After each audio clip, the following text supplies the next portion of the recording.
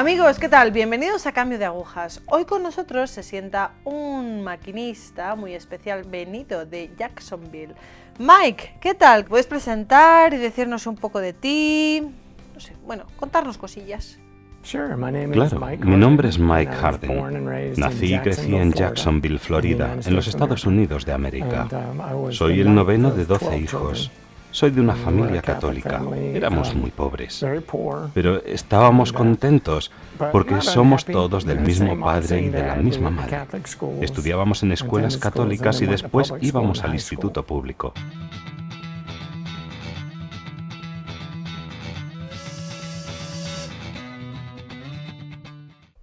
¿Cuál fue tu relación con Dios? Me gustaría decir que era un buen católico, pero eso no sería exactamente la verdad. Pero eso sí, mi madre me animaba un poco en la fe porque ella se había convertido. Era metodista y se casó con mi padre, que era católico, pero no muy practicante. Una cosa que sí recuerdo es que nunca comulgaba. En toda mi vida, mientras crecíamos, nunca tuve una conversación con mi padre sobre esto. Pero lo que sí aprendí fue que la Iglesia Católica fue fundada por Jesucristo y que teníamos los sacramentos y que por eso era supuestamente mejor que otras iglesias. A medida que fui creciendo, vi que la gente que aparentemente quería ir al cielo o que buscaban ser santos no eran coherentes. No lo veía en el sacerdote a nivel parroquial ni en mis propios padres.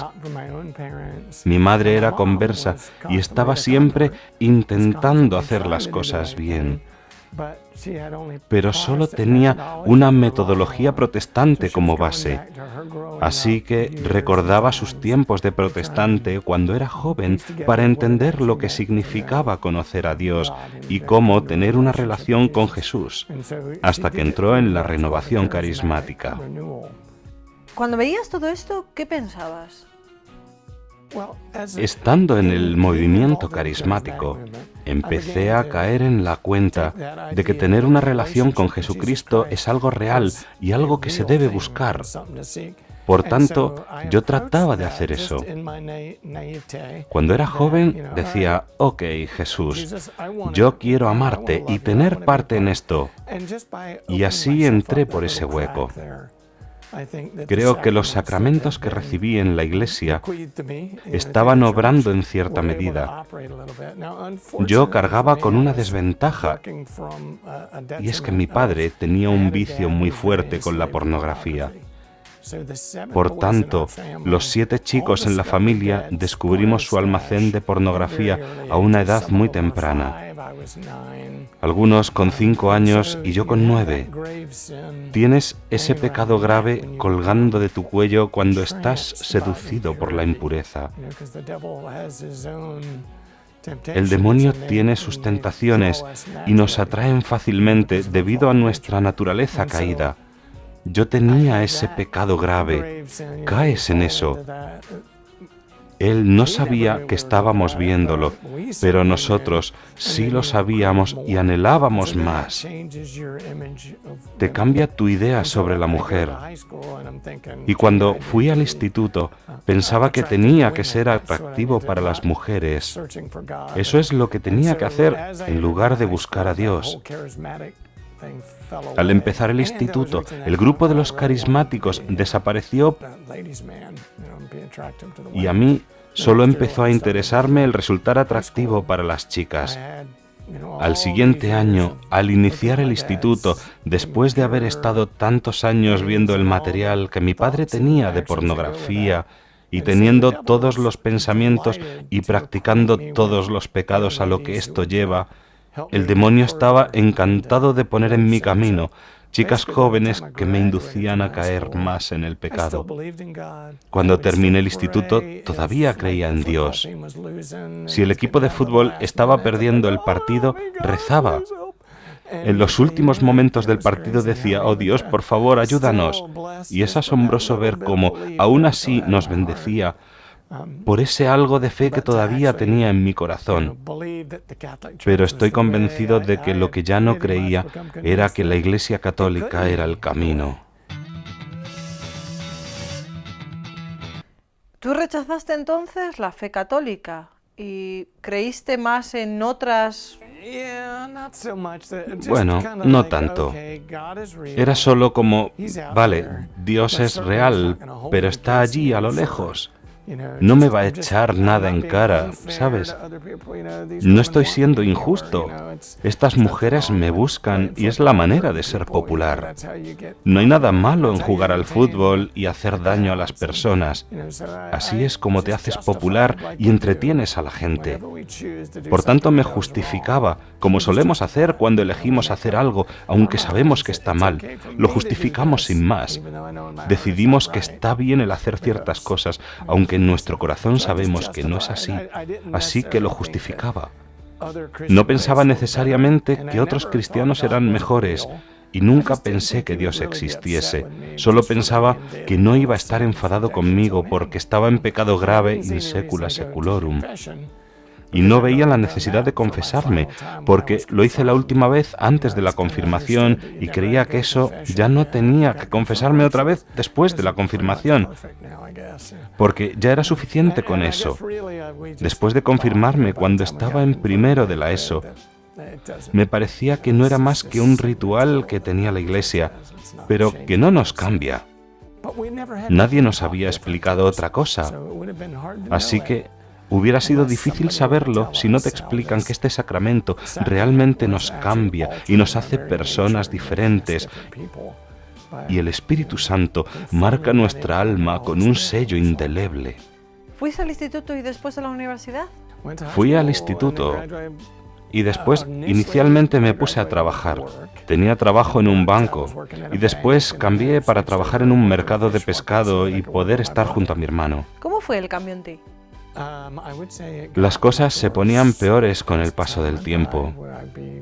Cuando dejé el mercado de pescado, me puse a trabajar en UPS, servicio de entrega de paquetes, y al mismo tiempo estudiaba en la universidad. Uno de mis vecinos estaba en un negocio de seguros y él le dijo a su jefe que yo era una persona muy impresionante y listo y que tenía buen corazón. Así que tuve una entrevista con su jefe y me contrató para su negocio de seguros. Estaba contento de trabajar en un ambiente profesional, pero la gente que trabajaba ahí parecían niños grandes. No eran fieles a sus esposas, nada de integridad. Fue como ver lo peor de lo que hay en el hombre. Yo andaba con este tipo de personas, por lo tanto vivía una vida de fiestas y borracheras. ¿Estabas saliendo en ese momento con alguien o estabas casado? No estaba casado. Después sí me casé, pero al principio cuando empecé a trabajar en el negocio y estaba rodeado de gente mala, no. Y entonces conocí a una chica maravillosa y virtuosa y pensé, oh, esta chica es demasiado buena para mí. No puedo con ella, no estoy a su nivel. Al mismo tiempo, ella pensaba que yo era maravilloso porque iba al gimnasio 2 o 3 veces a la semana y hacía todo ese tipo de cosas. Me iba a correr cada mañana y todo eso que atrae a las mujeres en lugar de trabajar en las virtudes para ser un hombre auténtico. Bueno, entonces conocí a esta chica. Tracy y yo empezamos a salir y pensaba para mí, oh, no soy muy bueno, pero puedo cambiar. ¿Sabes? Creo que tengo un corazón bastante bueno. Así que empezamos a salir y yo quería casarme con ella. Y le pregunté a su padre y me dijo que no. Me dijo, espera otro año. Y así pasó otro año y pregunté de nuevo.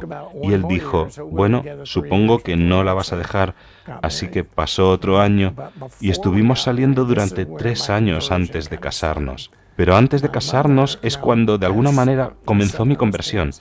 Mi madre, éramos 7 chicos y ya no teníamos ninguna relación con mi madre porque ella era muy santa. Iba a misa diaria, rezaba el rosario todos los días, lo cual resultaba muy raro. Y entre tanto, mi padre se puso tan enfermo que quedó paralizado del cuello hacia abajo debido a repetidos derrames cerebrales. Y estaba en una clínica que se llama Santa Catalina Labouré. Tracy y yo íbamos a visitarle una vez al mes durante algunas horas los domingos.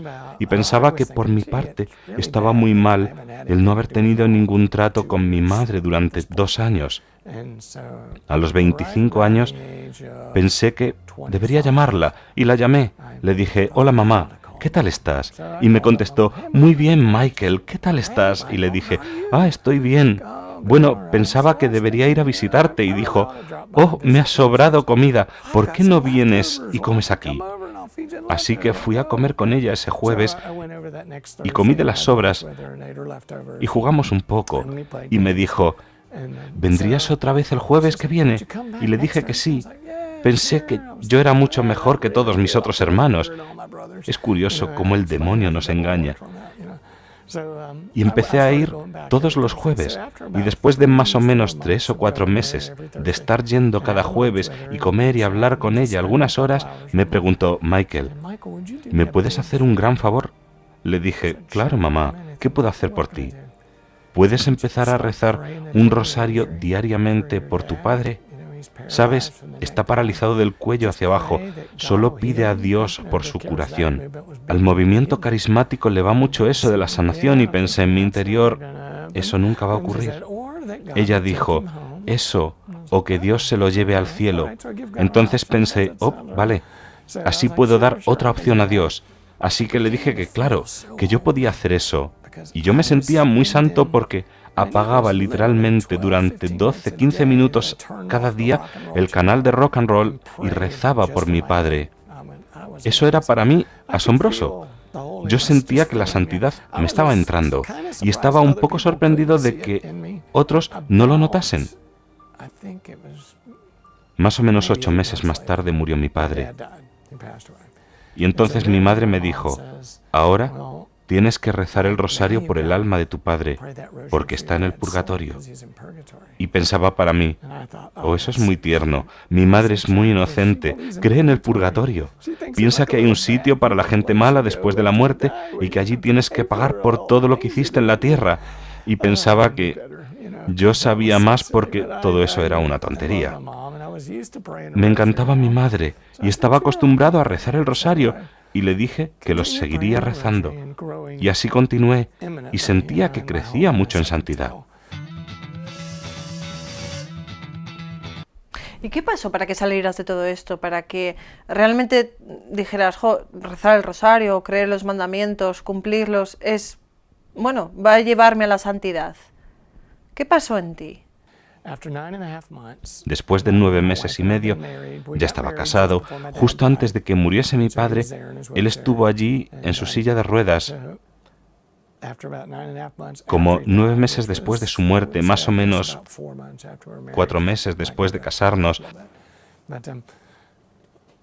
y cuando llevaba 9 meses y medio rezando el rosario todos los días, seguía visitando a mi madre cada semana, jugando partidas y comiendo con ella. Una noche me fui a dormir y en mi sueño me vi de repente en la casa de mi madre, sentado a su mesa, en la misma silla de siempre, jugando Bugle, que es un juego con letras donde tienes que encontrar palabras con ellas. Y estaba mirando a la tabla de jugar y sé que mi padre estaba en la habitación. Pensé, esto es extraño, porque papá está muerto. Y hay un pasillo que va hacia el comedor, y caminando por el pasillo había un hombre joven de 33 años. No se parecía mucho a mi padre. Un poco sí, pero no mucho. Pero yo sabía con seguridad que era mi padre. Le dije, ¿papá? Me dijo, sí, hijo mío. Le dije, ¿estás vivo? Y me dijo, nunca he estado tan vivo. Pero le dije, pero vi tu cuerpo en el ataúd. Y me dijo, estoy vivo, y han sido tus rosarios los que me han ayudado a ir al cielo. Y le dije, creo que esto es un sueño. Vale, ven aquí. Y vino hacia mí, y le cogí de la mejilla y sentí su piel. Esa es la única vez que yo recuerde que sentí de verdad. En un sueño. He sentido dolor antes, pero nunca he tocado con mis dedos algo real.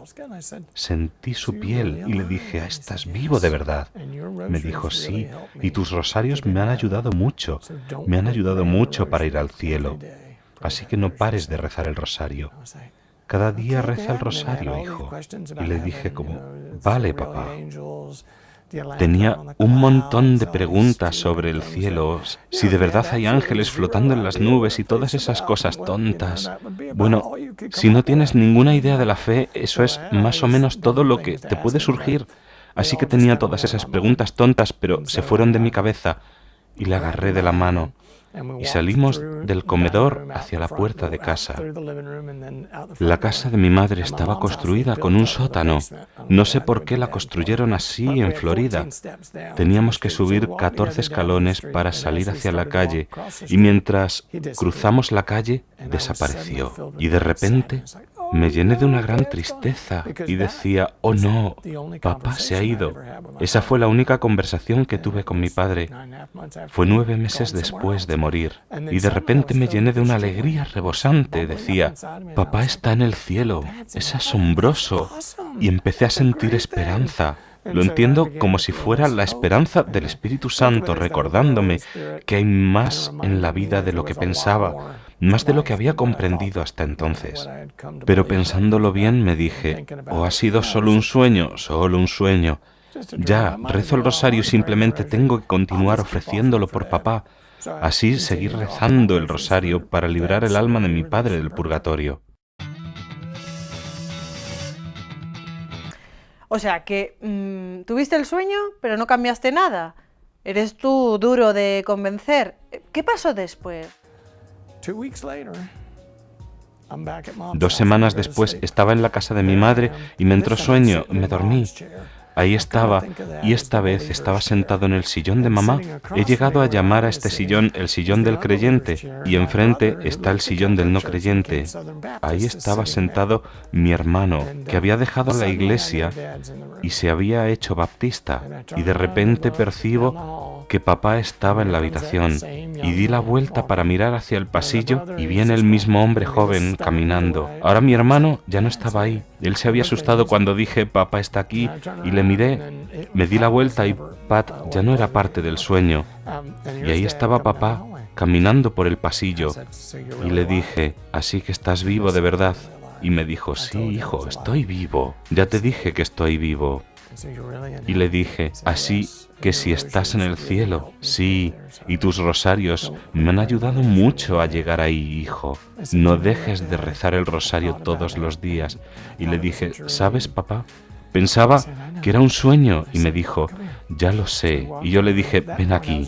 Y me acerqué. En ese tiempo era un gran levantador de pesos y hacía gimnasia siempre. Y le dije, déjame cogerte. Y me dijo, vale. Así que bajé a cogerlo y no pesaba nada. Le dije, oh, no pesas nada. Me dijo, lo sé. Es guay, ¿no? Yo decía como, vale, no lo entiendo, pero está bien. Así que lo bajé y él me seguía animando diciendo, tienes que rezar el rosario todos los días. Quiero que estés en el cielo conmigo. Y pensé para mí, oh, la última vez cuando le cogí de la mano para salir con él desapareció. Pero esta vez no quiero que se vaya. Así que le abracé y empezamos a salir. Él me estaba consolando y diciéndome cómo me gustaría estar en el cielo. Y bajamos los escalones y al bajar pensé, oh, va a desaparecer. Pero no, todavía estaba ahí. Y al cruzar la calle paramos y me miró y le dije, ¿te tienes que ir, verdad? Y me dijo, sí. Y le dije, vale. Te quiero, papá. Y me dijo, yo también te quiero. Y poco a poco desapareció, ya no estaba. Y yo estaba lleno de alegría. Así que desperté a mi esposa otra vez para contárselo. Ahora uno puede pensar que este tipo de conversión me hizo un buen cristiano automáticamente, pero no. No iba a misa o a la iglesia. ¿Y todo seguía igual en tu vida? Sí, muchas cosas seguían igual. Bueno, estaba casado, no estaba muy loco, pero aún así salía con los amigos cada ciertas semanas y volvía a casa borracho. Tenía mucha bebida en casa y bebía por lo menos 2 o 3 copas cada noche. Si no te emborrachas bien, no eres divertido. Y en esa época no pensaba en nada mejor que esto, solo creía que eso era lo que merecía por trabajar duro. Así que en realidad no había aprendido mucho de mi padre cuando me rogaba. Me ofrecieron otro trabajo con otra compañía que me iba a pagar el doble. Otro negocio de seguros. Hablé con mi madre, todavía iba a comer al almuerzo con ella todas las semanas y me dijo, ¿por qué no rezas y haces ayuno? Y le dije, ¿ayunar? Ella dijo, sí, pan y agua por un día. Y le dije, vale, así que lo intenté. Y fue la experiencia más horrible de mi vida. Tuve dolores muy fuertes de cabeza. Compré 2 barras grandes de pan y cuando las comí estaba todavía muerto de hambre. Estaba como, ¿por qué necesito tanto la comida? Y al final dije, mamá, esto del ayuno no ayuda. No sé si tengo que dejar el trabajo y escoger la compañía de seguros. Y ella me dijo, bueno, ofrécelo y pide a Dios que te ilumine. Y antes de ir a la cama dije, oh Dios, no sé por qué quieres esto de mí. Si no tengo que coger el trabajo, haz algún signo para que lo sepa, porque no oigo tu voz aquí. Déjame saberlo, mándame una señal, que me metan en la cárcel por conducir borracho. Al siguiente día recibí la señal, una pena por haber conducido borracho. Me mandaron 6 días a la cárcel. Había salido con algunos amigos para celebrar que había aprobado mis exámenes para ser un planificador financiero. Hago inversiones para otras personas. Salimos y me invitaron a tomar cerveza. Después me fui a casa en coche y me arrestaron. Me metieron en la cárcel. ¿Qué supuso para ti esa pena? Antes de esto creía que Dios existía, pero creía en la existencia del purgatorio, creía en el cielo, pero no veía que yo tenía que llegar al cielo o que tenía que hacer las cosas de manera diferente. Todavía en mi corazón pensaba que era una buena persona porque no estaba engañando a la gente o robando, no estaba siendo infiel a mi mujer. Así que no veía que tuviese que cambiar nada de mi vida. Sentía como, bueno, soy un hombre bueno. Rezo el rosario todos los días. Soy una persona bastante santa. Y recibí esta pena y pensé, eres un idiota, has destrozado tu vida, vas a perder tu licencia, puede que pierdas tu trabajo. No sería raro que te deje tu esposa. Estuvimos usando anticonceptivos desde que nos casamos. Había preguntado a nuestro párroco y él nos dijo que no deberíamos usarlos, pero que teníamos que hacer lo que fuese necesario para mantener el amor vivo. Así que sí, claro, lo hicimos. El sacerdote nos ayudó a algo, así que escogimos enseguida y estábamos tomando la píldora. Lo que yo no sabía es que mi mujer ya estaba hablando con abogados para divorciarse de mí. Y yo pensaba que era genial, solo me emborrachaba, cada ciertas semanas tenía un sueldo y mantenía nuestra vida. Pero ella quería una vida auténtica, una familia, quería que la vida tuviera sentido, no solamente emborracharse con nuestros amigos y jugar. La vida no se trata de eso. Y ella lo sabía porque era mejor persona que yo. Así que recibí esta pena, fui a la cárcel y me di cuenta que era un fracasado. Y dije, Dios, por favor, ayúdame a hacer lo correcto. Entonces, cuando hablé con mi mujer, le dije que iba a parar de beber, de ir a fiestas con los amigos, y ella dijo que en ese momento cambió y que ya no quería divorciarse de mí. Y ahí estaba en la cárcel, hacía frío. Te dan una manta fina aquí en Jacksonville, Florida, la puedes usar como almohada o para cubrirte. La estaba usando como almohada porque no puedes dormir bien con tu cabeza en una cama de metal, porque eso es lo que es, una placa de metal soldada a la pared. No están intentando ponértelo cómodo y lo hacen bien. Y empecé a pensar, oh, esto es terrible, la tele estaba rota, no había con qué escribir. Nos dieron un periódico, pero los negros lo cogieron, los blancos no lo podían ver. ¿Cómo usó el Señor esta pena que te impusieron? Y bueno, el estar allí, esos 6 días de cárcel, como nos contabas anteriormente. Ahí estaba solo con la peor compañía, que era yo mismo.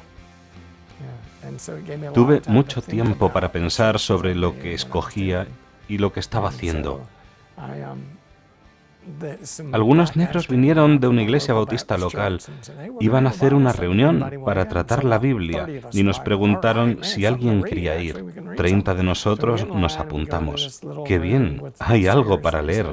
Así que nos pusimos en fila y entramos en una habitación pequeña con sillas. Nos sentamos y nos dieron ese discurso: Dios existe y su Hijo vino. Y yo pensaba, ya he escuchado todo esto antes en el movimiento carismático y en la iglesia.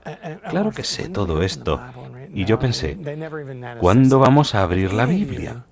Y el hombre dijo, si alguien quiere pedir a Jesús que entre en su vida, que salga aquí y rezaremos sobre él. Yo me decía, ahí delante de esa gente, yo no voy a salir ahí. Y uno de los negros se acercó a mí y me dijo, tú sabes quién es Jesús, ¿verdad? Yo, sí lo sé. Me dijo, bien, tiene algo especial para ti. Ven aquí delante. Vale, así que me levanté y fui delante. Estábamos unos 20 de nosotros ahí y nos dijeron simplemente cerrad los ojos y rezad esta oración. Básicamente dijimos que éramos pecadores y terribles y que queríamos que Dios nos perdonase y que estábamos arrepentidos. De repente era como si alguien tirase fuego encima de mi cabeza y pasó por mi cuerpo y cuando llegó a mis pies se convirtió en agua fría de burbujas que subió de nuevo por el cuerpo. Pensé, ¿qué ha sido eso? Y al abrir los ojos y mis manos estaban levantadas, así, y estaba llorando como un bebé. Las lágrimas caían por mi cara. Pensaba, ¿qué ha pasado? Había visto a mucha gente rezar con sus manos levantadas en el movimiento carismático, pero era más algo dirigido por la persona que lo llevaba. Pero esto fue totalmente causado por el Espíritu Santo. Dije, vale, Dios, tú tienes que coger el control. He hecho de mi vida un desastre, por favor. Coge ahora el control de mi vida y enséñame lo que he de hacer. Algunos días después salí de la cárcel. Estuve 5 o 6 días. Se lo dije a mi mujer. Le dije que necesitaba conocer a Jesús. Y llamé a mi madre diciéndola que quería a Jesús y que le iba a pedir que entrase en mi vida. Me dijo, eso es genial. Qué bueno oír esa noticia. Había pasado una semana y después de volver del trabajo me llamó mi madre diciendo, tengo buenas noticias. ¿Qué noticias, mamá? Dijo, voy a mi hogar. Le dije, mamá, vives en tu hogar. Esta es tu casa, aquí en Jacksonville. Dijo, tengo cáncer, me quedan 30 días de vida. Voy a ir a casa para estar con tu padre. Pensé, oh no, está alucinando. Le dije, ¿estás feliz de que vas a morir, mamá? Me dijo, esto es lo que he deseado siempre. Esto es genial. ¿Qué pensaste tú cuando la escuchaste? ¿La entendiste?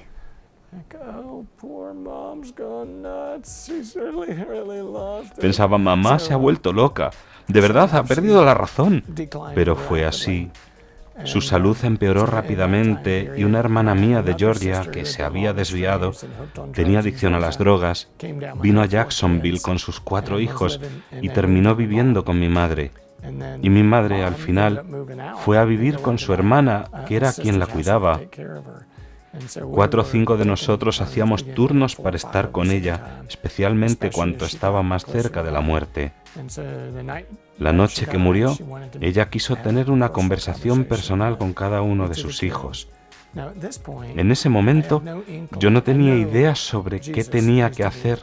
Sabía que Jesús tenía que ser el centro de mi vida, pero no sabía si le iba a encontrar en una buena iglesia bautista o en una iglesia evangélica o pentecostal. Sabía que no lo iba a encontrar en la iglesia católica. Estaba convencido de eso desde mi infancia, por los ejemplos de los católicos que había visto a mi alrededor. Y por eso decía, no sé dónde estás, Jesús, pero te quiero tener. Quiero amarte y quiero hacer lo que quieras de mí. Así que esa última noche, antes de morir mi madre, estamos en casa de su hermana y pasamos todos a verla. Yo era el último que ella quiso ver. Pensaba, bueno, hemos almorzado juntos durante los últimos 8 años. Me dijo, Michael, quiero compartir esto contigo desde lo hondo de mi corazón. Y le dije, ¿qué quieres, mamá? Sabes que te quiero. Y me dijo, yo también te quiero, pero ¿sabes cuál es el disgusto más grande de mi vida, Michael? Le dije, no, mamá. Y dijo, mi disgusto mayor es... Y yo estaba pensando, ¿no has podido ir a Belén donde nació Jesús? ¿Nunca fuiste a Nazaret donde creció? Y yo le dije, no lo sé, mamá. Y me dijo, nunca voy a conocer a tus hijos. Y fue como si me hubieran lanzado un cuchillo al corazón y me lo hubieran retorcido. Literalmente era como tener un ataque al corazón y pensaba, oh, soy el remordimiento, dolor de toda su vida porque nunca tuve hijos. Al llegar a casa se lo dije a mi mujer y me dijo, entonces dejemos la píldora. Y así lo hicimos. Y en un mes quedó embarazada del primero de 10 hijos. Uno de ellos murió antes de nacer, así que tenemos 9 con nosotros ahora. Pero eso no explica por qué soy católico practicante. Bueno, mi madre murió y mi hermana, que estaba en su casa, asistía a una iglesia muy evangélica donde le sucedieron un montón de cosas extraordinarias. Una de sus amigas vino a verla algunas semanas después. Había estado fuera de Jacksonville y por eso no sabía que mamá había muerto y que la habíamos enterrado, y le dijo, estaba preocupada porque tuve un sueño por el que temía que hubieras muerto. Mi hermana dijo, ¿por qué? Y le dijo, hace 2 semanas, en Virginia, cuando estaba durmiendo, en mi sueño, me llamaste y te dije, oh, vamos a verte.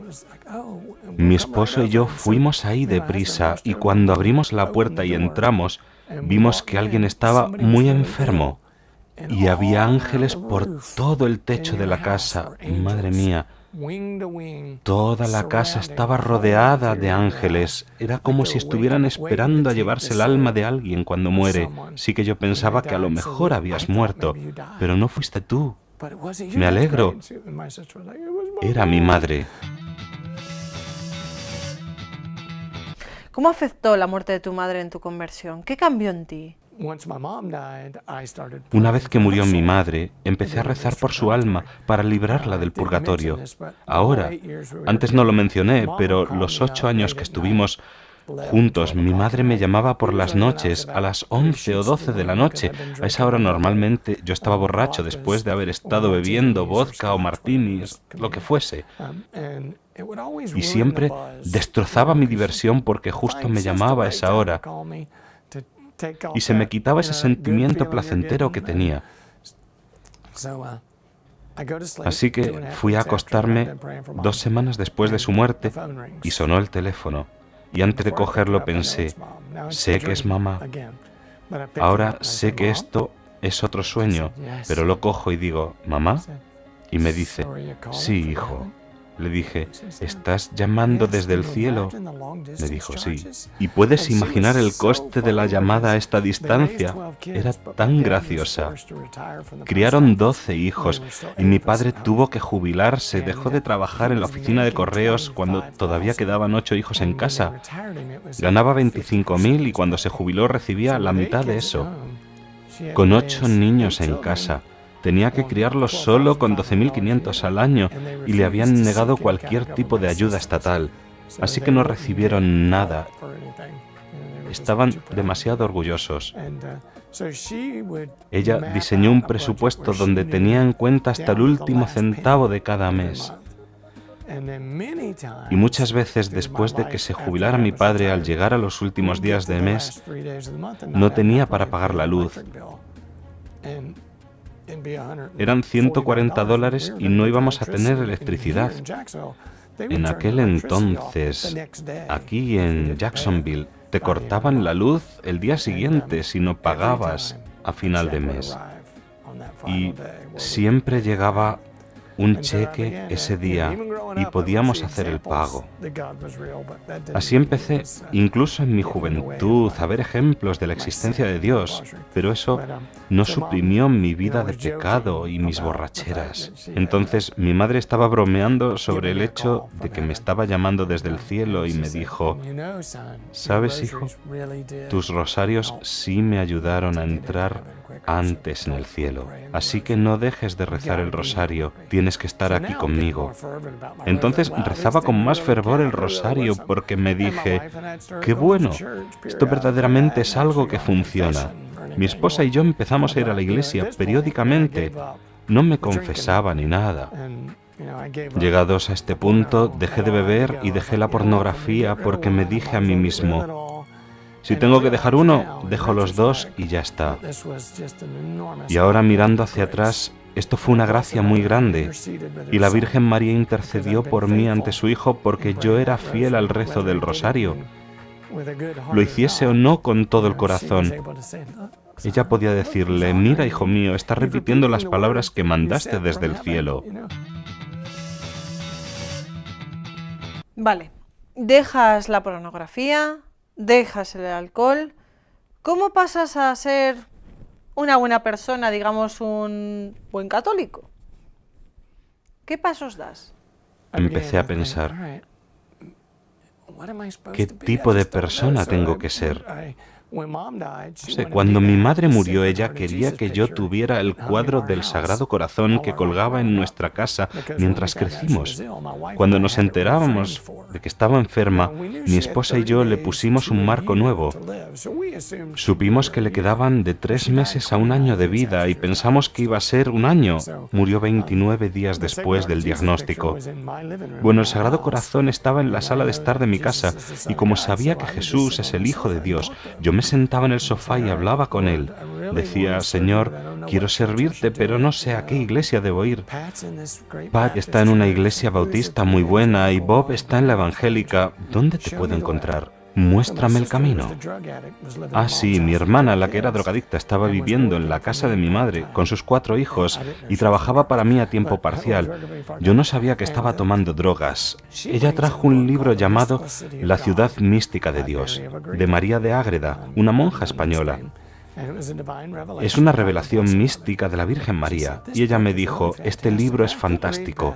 No he podido leer más que las primeras 40 páginas, pero a lo mejor te puede gustar.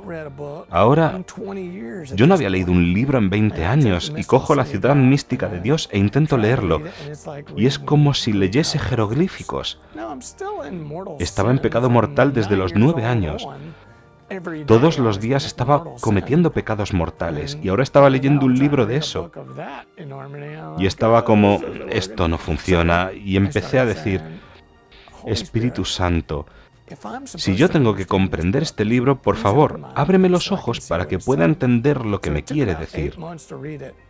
Tardé como 8 meses en leerlo y después de las primeras 10 páginas sabía que tenía que ser católico.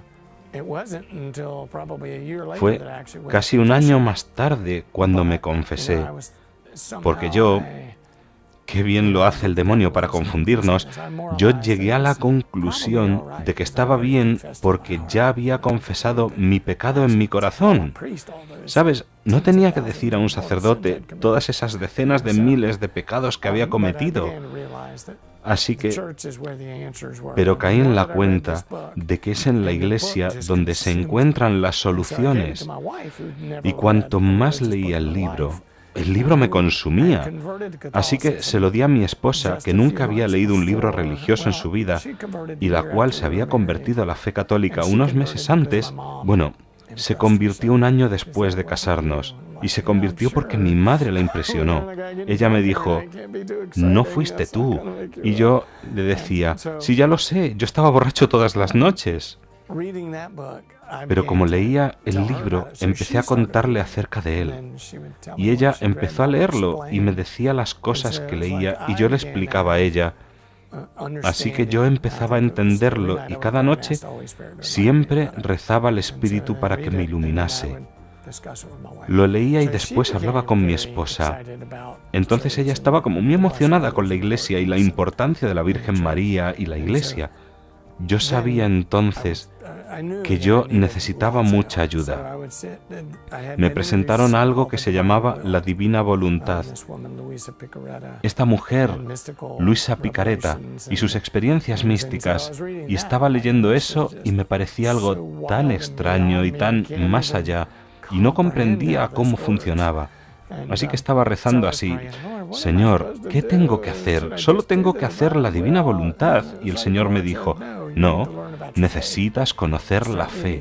Empieza a leer libros. Así que empecé a leer. He leído cientos de libros de la fe y escritos de los santos. Es asombroso cuánto Dios quiere enseñarte. Tienes que abrirte y estar disponible a Él. ¿Cómo empezaste esto del apostolado con los jóvenes? Yo estaba sentado mirando el cuadro del Sagrado Corazón. Vale, Señor, pero no entiendo cómo me hice tan mala persona cuando pensaba en mi corazón que era bueno. Pensaba que era bueno, pero estaba tan podrido. Y me contestó diciendo: pero no lo sabías. Y pensaba para mí: pero ¿y qué va a pasar con todos los otros niños que no saben? Me dijo: enséñaselo tú a ellos. Voy a volver un poco hacia atrás. Había oído esas palabras del Señor 2 veces antes en mi vida. La primera vez en una conferencia carismática cuando estaba en 8º grado. Todos tenían sus manos levantadas. Éramos 600 en la sala, niños, adultos. Estábamos todos rezando con las manos levantadas. Había gente hablando en lenguas y cantando, y escuché una voz decir: te llamo a enseñar. Abrí mis ojos y miré a mi hermana y le dije: ¿qué me estás diciendo? Me dijo: no te he dicho nada, solo estoy alabando al Señor. Y no estaba nadie a mi otro lado y pensé: ¿cómo? ¿Dios me está hablando? Estuve solo algunas noches ahí. Dios, ¿qué voy a enseñar?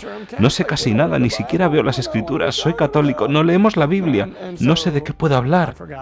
Y lo olvidé. Bueno, cuando estaba en la cárcel y tuve esa experiencia, cuando tenía levantadas mis manos y me caían las lágrimas, oí la misma voz que decía: te llamo a enseñar. Pues eso, cuando estaba sentado en el salón hablando con Jesús y diciéndole: ¿qué pasa con los otros jóvenes?, me dijo: enséñales. Y pensé: yo no puedo enseñarles. No me gustan los jóvenes, no voy a trabajar con ellos. Y eso fue después de que Dios me hablase. Puedo llevar un grupo de adultos de estudio de la Biblia.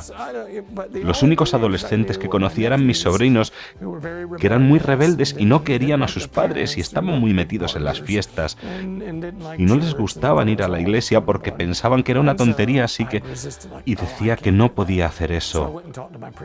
Y fui a hablar con mi párroco y me dijo: tienes que ser el próximo líder del grupo de jóvenes.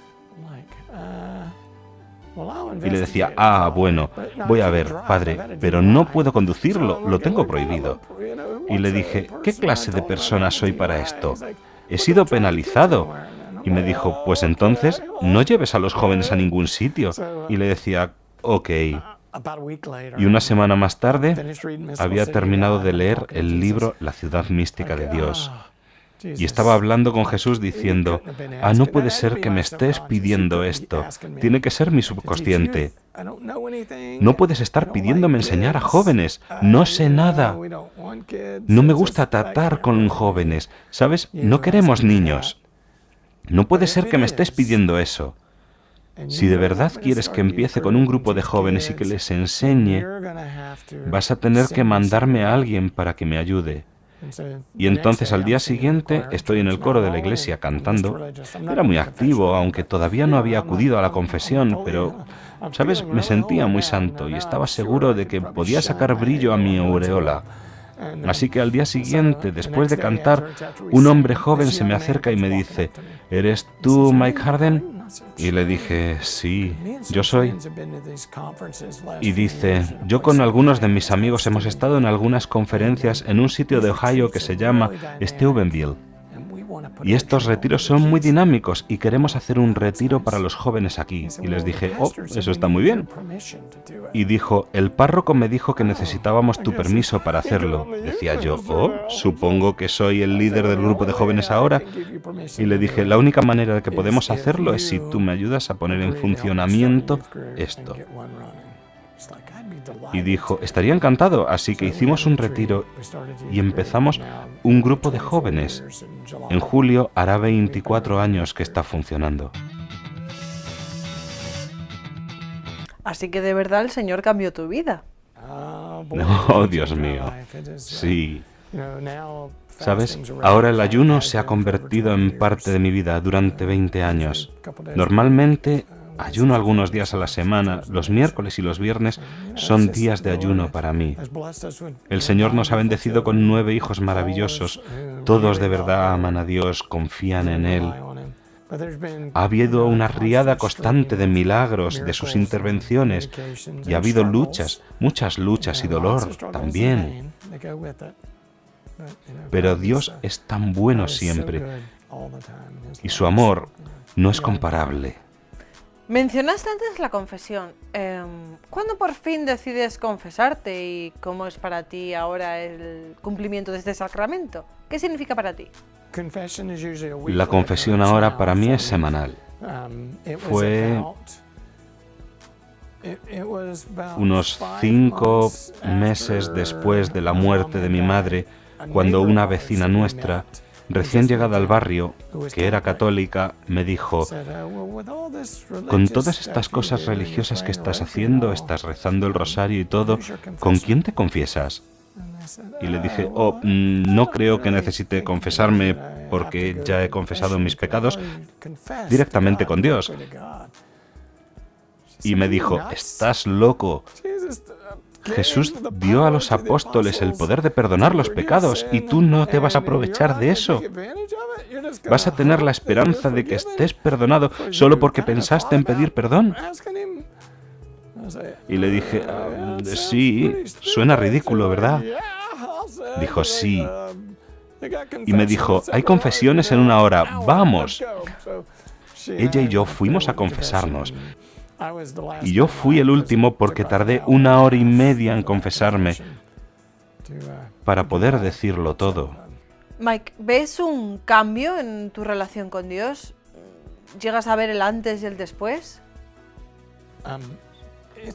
Es gracioso porque después de eso noté que la gracia del matrimonio empezaba a funcionar.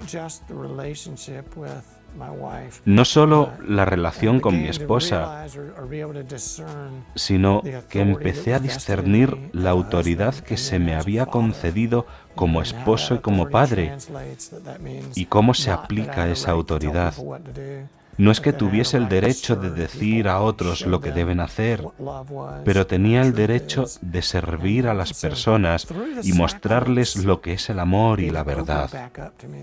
Como los sacramentos se me abrieron, mi matrimonio empezaba a funcionar. Lo mismo el sacramento de la confirmación y el recibir a Jesús en la Eucaristía. Así la gracia abundó más y más cada día.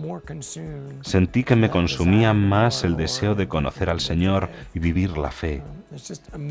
Es asombroso cómo esa cosa pequeña que yo dejaba a un lado, así el demonio trabaja en cada nivel para detener nuestra relación con Jesús. Mike, muchísimas gracias por tu testimonio. Gracias a ti.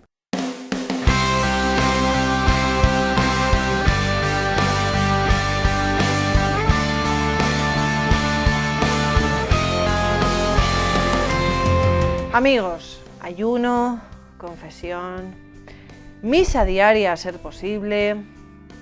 Dios nos marca un camino, ¿vale? Y nosotros a veces nos desviamos de él o no terminamos de entrar. Veis que el testimonio de Mike es como que quiero entrar, no entro.